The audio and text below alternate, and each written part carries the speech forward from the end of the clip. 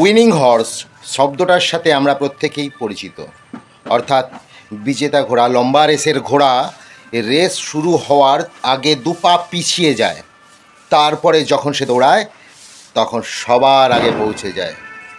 এবং কচ্ছপের গল্প আমরা শুনেছি যে কচ্ছপ আর খরগোশের রেসে কচ্ছপ তার ধারাবাহিকতা রেখেছিল, কখনো থেমে যায়নি, চলতেই থেকেছে, সে আস্তে হোক স্লোলি হোক, বাট স্টে, অনবরত এগিয়ে গেছে এবং খরগোশের মতন ধূর্ত চালাক চতুর প্রাণীকেও সে হারিয়ে দিয়েছে।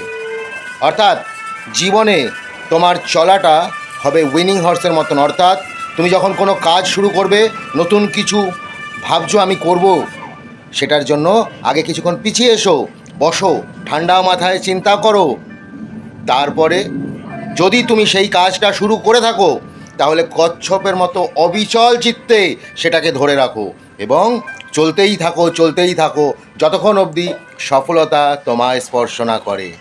জিত সুনিশ্চিত করো, ঠিক উইনিং হর্সের মতন, আবার টর্টোইস মানে কচ্ছপের মতন। রাধে রাধে।